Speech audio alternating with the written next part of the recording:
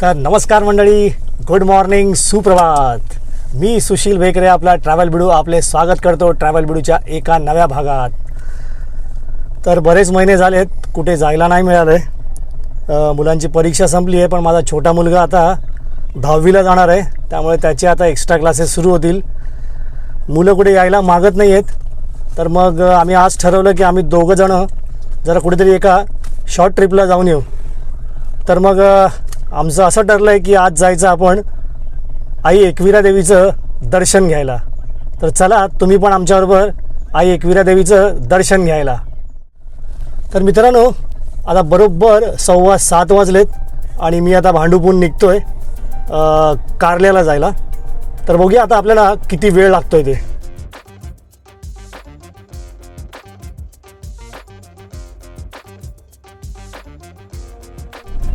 इथे पंपिंग स्टेशनच्या सिग्नलवरती इथे छानसं इथे स्कल्पचर लावलं आहे स्वातंत्र्यवीर विनायक दामोदर सावरकर यांचं. इथून उजवीकडे आपल्याला आता ऐरोलीला जायचं आहे.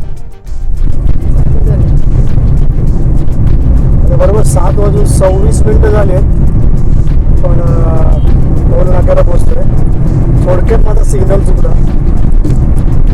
2 मिनटं मोठा सिग्नल होता तो. 2 मिनटं सिग्नलला उभं राहावं लागलं. नाहीतर घरापासून मी जवळजवळ 7 मिनिटात ऐरोली टोल नाका क्रॉस करतो. हा कॅश मला दिसतोय.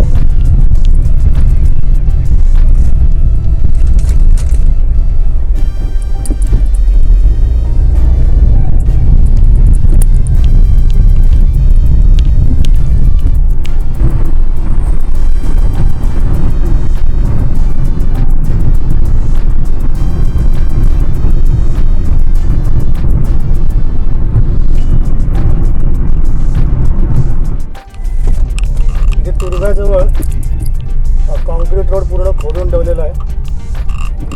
त्यामुळे ज्यांना कोणाला नवी मुंबईच्या दिशेने जायचं आहे आणि सध्या तरी त्या मागच्या सेंट्रल रोडचा वापर करावा. हा पूर्ण रोड खोदून ठेवलेला आहे अख्खा कॉन्क्रीटचा. फक्त एकच लेन गाड्यांची चालू आहे डाव्या बाजूला. ते आता ही तुर्भ्या स्टेशनच्या समोर पूर्ण आता दोन्ही वर्क झाले.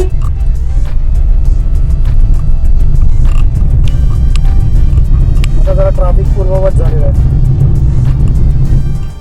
मला जर अगोदर माहिती असतं तर मी अगोदरच गाडी मागच्या त्या सेंट्रल रोडनी काढली असते.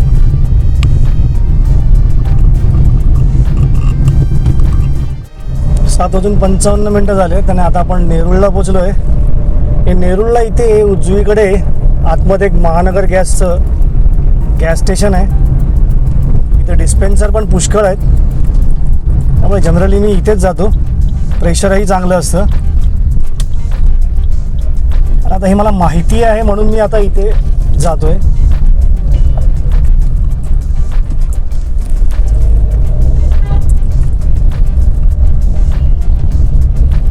इथे उजव्या बाजूला आतमध्ये हे बंद केलं सध्या. आता इथून मधून राईट टर्न.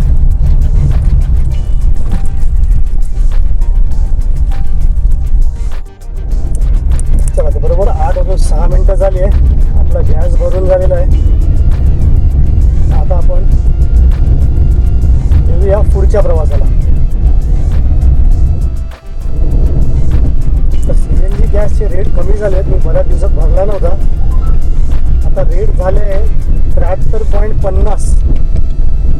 आता माझ्या टाकीमध्ये जवळजवळ 5.5 किलो बसला आहे. 402 रुपये झालेत CNGचे, कारण परवाच भरला होता मी. तर मित्रांनो, आता बरोबर 8:18 झाले आहेत. आता आपण मुंबई पुणे हायवेला सुरुवात करतोय. हा मुंबई पुणे हायवेचा एंट्री पॉईंट आहे. तर हा ब्लॉग जे बघतील त्यांना एक फायदा होणार आहे, आणि त्यांच्यासाठीच मी आता हा मुंबई पुणे हायवेवरनं गाडी टाकलेली आहे. मला एक क्युरिओसिटी होती की मुंबई पुणे एक्सप्रेसवेवर गाडी टाकल्यानंतर जर आपण पनवेल बायपासला एक्झिट घेतली तर पनवेल बायपासला किती टोल लागतो. कारण पनवेल बायपासच्या पुढे लगेच जर आपण जुन्या मुंबई पुणे हायवेने गेलो तर शेडूंगचा टोल लागतो, तो आहे 47 रुपये. तर हा एक्सप्रेसवे वापरून पनवेल बायपास एक्झिट घेऊन नंतर शेडूंगचा टोल पण लागतो का हे मला कन्फर्म करायचं आहे. तर ह्या व्हिडिओमध्ये जे जे ट्रॅव्हल करतात आणि ज्यांना ही उत्सुकता आहे त्यांना आता नक्की कळेल की हे दोन्ही टोल लागतात का दोघांपैकी एक टोल लागतो. जर दोन्ही टोल लागत असतील तर मग काय अर्थ नाही त्याला, मग आपण जुन्या मुंबई पुणे हायवेने घेऊन जाऊ शकतो, तिथे शेडूंगचा टोल लागेल. तर आता आपण हा खोपोली शेडूंग पनवेल बायपास हा एक्झिट घेतोय. नंतर मी स्क्रीनवर शो करीन की किती टोल कट झाला. इथे पुढे शेडूंगचा पण एक टोल प्लाझा आहे.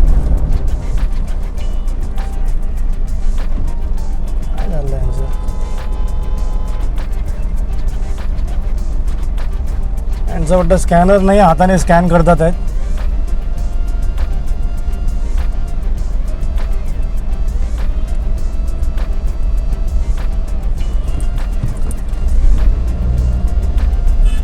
आता आमचा कोण स्कॅन करणार, गेला कुठे तो.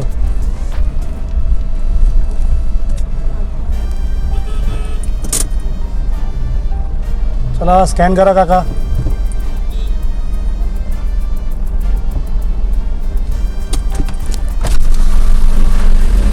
इकडचा कट झाला तर शेडूंगचा पण कट होतो का? दोन्ही कट होतात. चला काका तरी म्हणतायत दोन्ही कट होतात, तर एकदा काय ते होऊन जाईल. तर दोन्ही कट होत असतील तर मग तुम्हाला सजेस्ट करेन जुना मुंबई पुणे हायवे मस्त आहे एकदम, आपला टोल पण कमी जाईल. 8:27 आपण हा पनवेल बायपासचा टोल प्लाझा क्रॉस केला आहे. आता पुढचा टोल प्लाझा बघूया किती वाजता येतो ते, बहुतेक 1-2 मिनटातच येईल तो. माझं एक्सपेक्टेशन हे होतं की मी जुना मुंबई पुणे हायवे वापरलाच नाही तर मग माझा टोल का कट व्हावा, कारण मी आलो आहे एक्सप्रेसवेनी, त्याचा टोल तुम्ही घेतला आहे. मी कोकणात जाताना पण हा तुम्हाला रोडनी घेऊन गेलो होतो. यानी मी नॉर्मली आता हाच रोड यूज करतो, इतका चांगला रोड आहे. हा शेडूंगचा फक्त 47 रुपये टोल लागतो.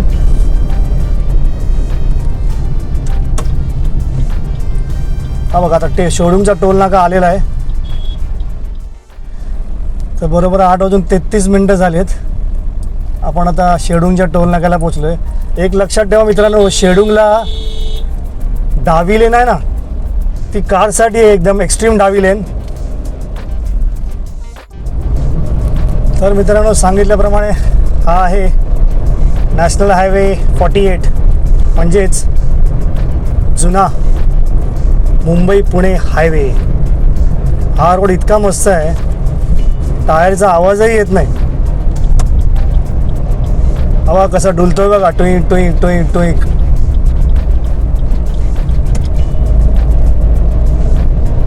तर मी पण पहिल्यांदाच त्या जुन्या हायवेनी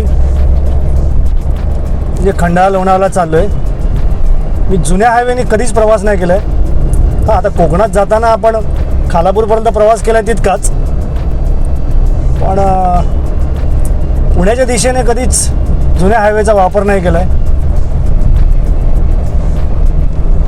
तर आता आपल्याला जुन्या हायवेने जायचं आहे. जुन्या हायवेने जाताना मध्ये एक पॅच येतो जिथे आपल्याला एक्सप्रेसवेवर एंट्री घ्यावी लागते.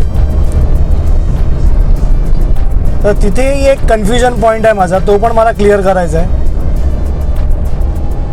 जिथे आपण एक्सप्रेसवेवर एंट्री घेतो तिथून एक समोरच रोड जातो, तो जातो जुन्या हायवेनी. तर तिथे एंट्री छोट्या वाहनांना आहे का फक्त बाईकला आहे, तर तो नेमका काय आहे. तर तिथे कोण मिळालं भेटलं तर आपण विचारू शकतो, पोलीस वगैरे. नाहीतर आपल्याला एक्सप्रेसवेवर एंट्री घ्यावी लागेल. बघा रोड किती मस्त आहे. मागे पण सांगितलं होतं जुन्या मुंबई पुणे हायवेने यायचं आणि पालीमध्ये बाहेर निघायचं आणि मग पुढे कोकणात जायचं. रोडही एकदम छान आहे आणि टोलही लागत नाही. फक्त शेडूंचा 47 रुपये टोल लागतो. खंडाळा 17 किलोमीटर.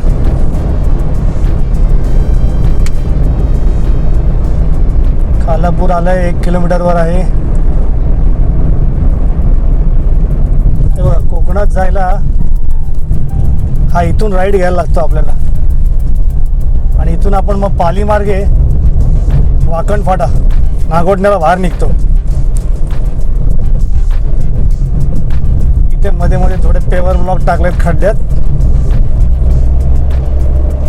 आणि ह्या मार्गावर तुम्हाला CNG पंप पण मिळतात. खालापूरला तर 1-2 आहेतच. मागे रस्त्यावरती पण 1-2 CNG पंप आहेत. घोडवली फाटा 9:10 झालेत आणि आता आपण खोपोलीला पोहोचलोय. आता जरा बघूया इथे कुठे चांगला हॉटेल वगैरे असेल तर नाश्ता करून घेऊया. खोपोलीला पण एक मागे मस्तपैकी महानगर गॅसचं एक CNG स्टेशन झालंय, पण मुंबईला जातानाच्या साईडला आहे ते.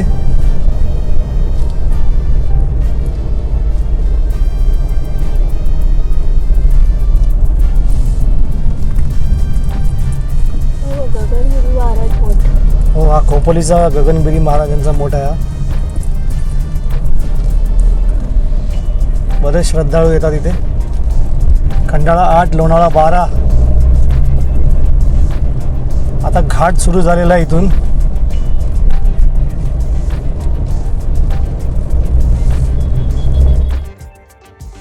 या व्हिडिओच्या अगोदर मी फक्त खंडाळा घाटाच्या ड्राईव्हचा एक व्हिडिओ टाकला आहे, कारण हा व्हिडिओ एडिट करेपर्यंत मला वेळ होणार होता. त्यामुळे मी तो व्हिडिओ पटकन एडिट करून मागच्या शनिवारी पब्लिश केला, कारण कुठलाही शनिवार वाया जाता कामा नये, गॅप पडता कामा नये.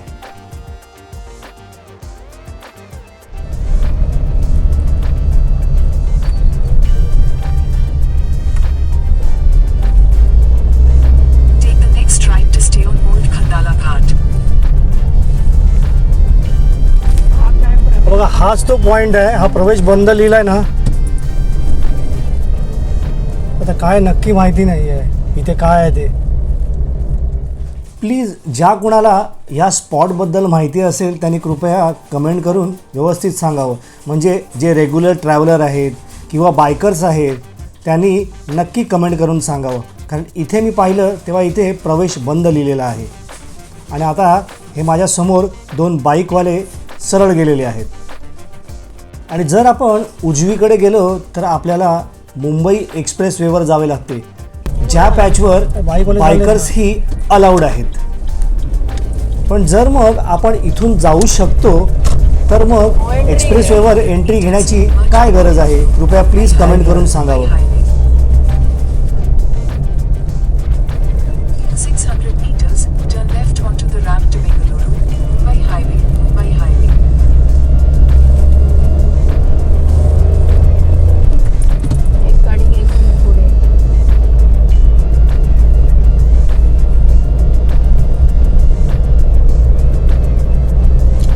हाच जो रोड आहे इथे बाईकवाले बघितले आता घुसले. हा नो एंट्री आहे, पण हा अवजड वाहनांसाठी नो एंट्री आहे का कोणासाठी आहे ते कन्फर्म नाही आहे. ठीक आहे, आता एकदा बघूया आपण जाऊन. हा जुना मुंबई पुणे हायवे आहे.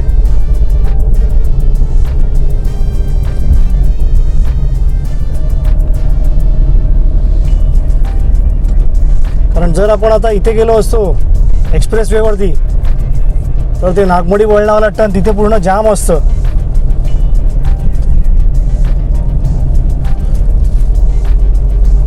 हे बघा, इथे हे हाईट रिस्ट्रिक्शन लावलेलं आहे, त्यामुळे मला असं वाटतंय की मोठ्या गाड्यांसाठी ही नो एंट्री आहे, मग छोट्या गाड्या जाऊ शकतात इथून. प्लीज जे कोणी हा व्हिडिओ बघत असतील आणि त्यांना ह्या रस्त्याबद्दल माहिती असेल तर त्यांनी कृपया कमेंट करून सांगावं आणि हा डाऊट क्लिअर करावा.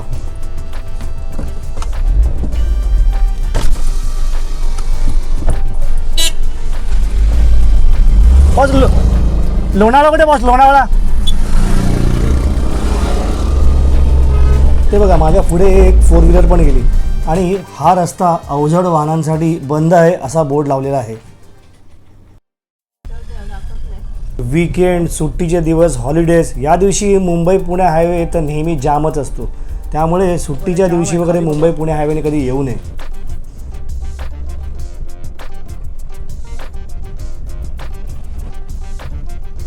खाली मुंबई पुणे हायवे पूर्ण जाम असतो, म्हणून मी नॉर्मली कुठे जायचं असेल तर लवकर निघतो म्हणा. तर आता आपण 7 वाजता निघालो.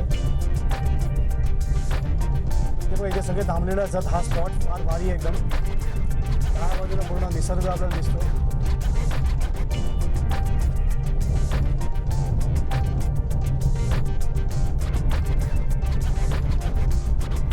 तर मित्रांनो, मी नुसता ट्रॅव्हल व्हिडिओ बनवत नाही, तर त्या प्रत्येक ट्रॅव्हल व्हिडिओमध्ये काही ना काहीतरी माहिती देण्याचा प्रयत्न करतो. आता ह्या भागात मी माझा पनवेल बायपासचा टोल नाका आणि शेडूलचा टोल नाका यामध्ये कुठला टोल डिडक्ट होतो हे कन्फ्युजन मी आता पूर्णपणे क्लिअर केलेलं आहे. या मार्गाने आपल्याला दोन्ही टोल द्यावे लागतात. पनवेल बायपासला किती टोल जातो, शेड्यूलला किती टोल जातो हे मी त्यावेळी ग्राफिक्सच्या माध्यमातून स्क्रीनवर रिप्रेझेंट केलेलं आहे.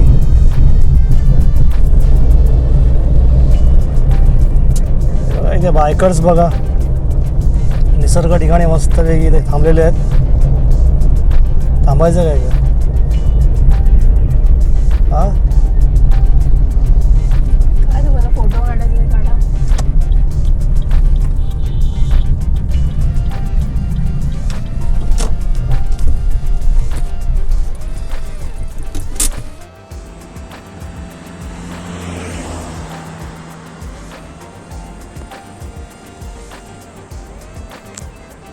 बघा, तो खाली दिसतोय ना, तो आहे मुंबई पुणे एक्सप्रेसवे. या टर्नवरती पूर्ण जाम झालेला असतो, म्हणून हा मार्ग सगळ्यात चांगला. तो बघा, पूर्ण मुंबई पुणे एक्सप्रेसवे दिसतोय बघा तुम्हाला. हे पूर्ण धुका आहे. आता पावसाळ्यात मस्त एकदम नजारा असेल इकडे. तर मित्रांनो, माहिती देता देता आणि डाऊट सॉल्व करता करता हा व्हिडिओ 18 मिनिटांचा झाला. आता आपण थोडीशी पोटपूजा करूया आणि नंतर भेटूया याच्या पुढच्या भागात, कारण व्हिडिओ मोठा करण्यात जास्त अर्थ नाही. रेट थोडेसे हायर साईडलाच आहे, त्यामुळे मी इथे मेनू कार्डाचे फोटो तुमच्या रेफरन्ससाठी टाकले.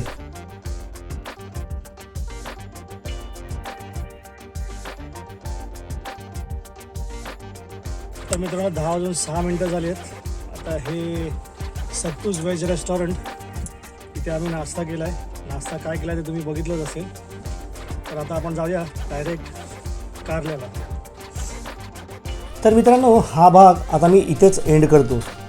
ह्या भागामध्ये सांगितलेली माहिती जर तुम्हाला आवडली असेल तर कृपया आपले चॅनल ट्रॅव्हल भिडूला जरूर सबस्क्राईब करा.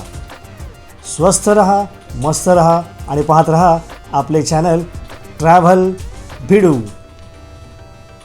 Keep watching our channel and thanks for watching.